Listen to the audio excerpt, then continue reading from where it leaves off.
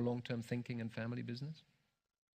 Sanjiv, you look skeptical there, but can you address that? Tell us whether you agree or not, but also the cultural issue, which I think is interesting, that Jürgen Hambrecht raised, which is the question of, this is a European problem. We're hooked on it, unfortunately. What is the cultural atmosphere that enables mega family corporations to emerge, as has been the case in India? In India, generally, you have a board at two levels. You have the company board and you have the family board.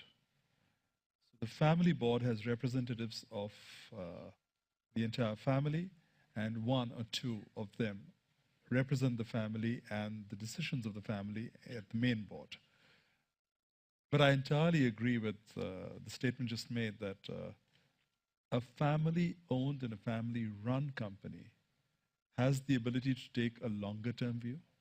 By that, I'm not running down companies that are not run by families. I sincerely and very honestly believe that entrepreneurship, the spirit of entrepreneurship, is not something that you get by inheritance or by birth. You either have it or you don't. And you need not be an owner to be an entrepreneur. Where you have a second or a third generation company, which is owned and run by a family, to my mind, success would lie in the fact that you get a really extraordinary guy who's a very capable guy, who has entrepreneurial spirit, to run the company and to run it well and aid him, support him completely, check him also if required. And I think reinvention in any company, owned and managed by family, owned by family, not managed by family, not owned by family, not managed by family, it doesn't matter what. The principles of success remain the same. It is a question of the vision of the people who are driving that and driving the business forward. A lot of what you said brings me on to what I refer to as the Buddenbrooks syndrome.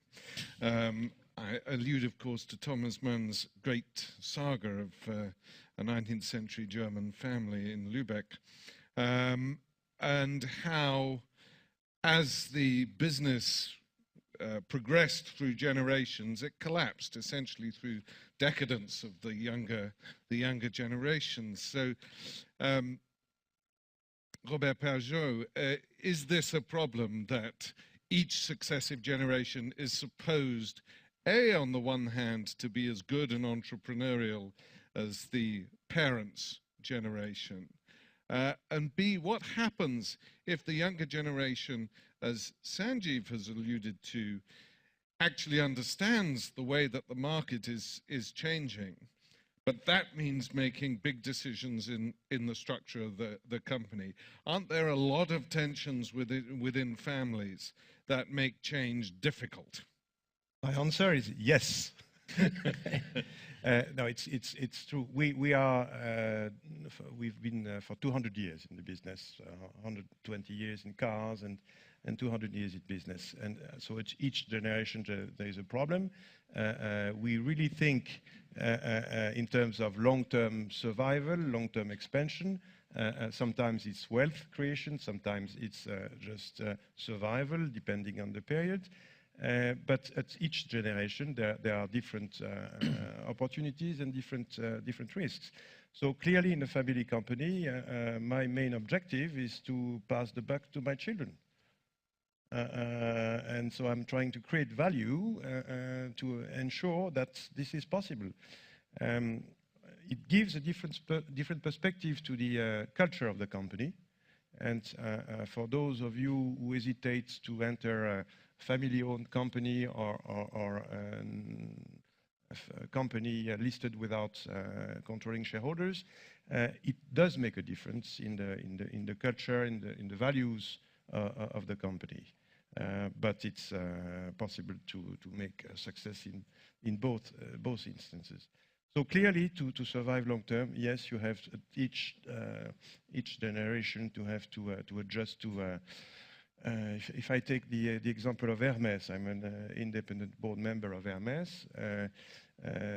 Jean-Louis Dumas, who died last week, Jean-Louis Dumas transformed the company. He was a family member. He took on as CEO, and he managed, through innovation and creativity, to expand the company more than tenfold in 20 years.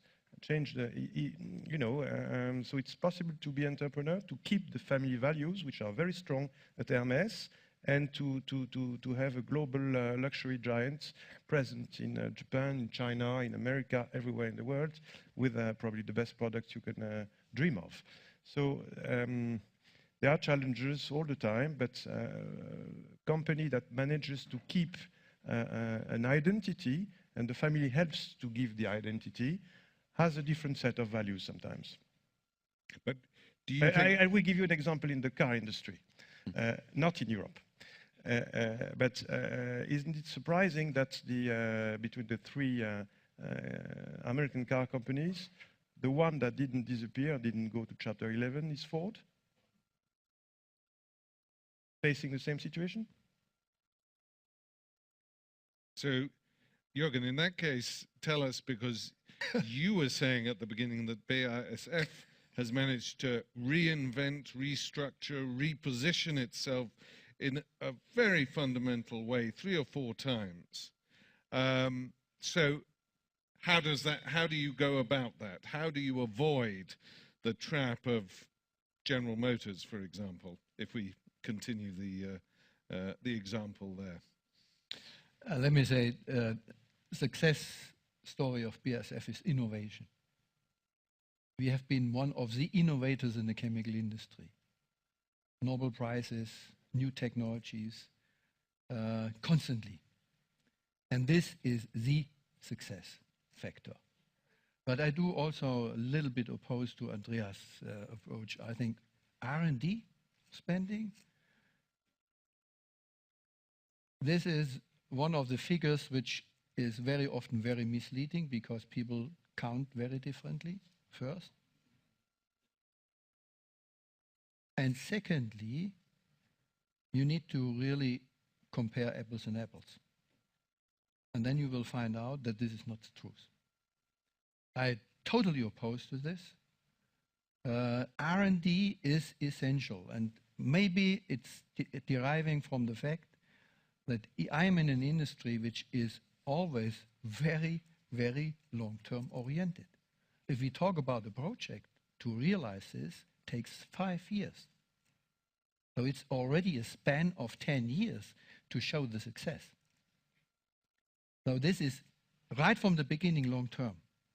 And R&D spending, for example, throughout the crisis, and you asked what's all about the crisis, I think entrepreneurship also is proven in crisis time, that you take care for the short term, at the same time shape the future for tomorrow. We have not decreased our R&D expenditures in this crisis at all. We increased. We increased. And there are many, many more companies who have done that.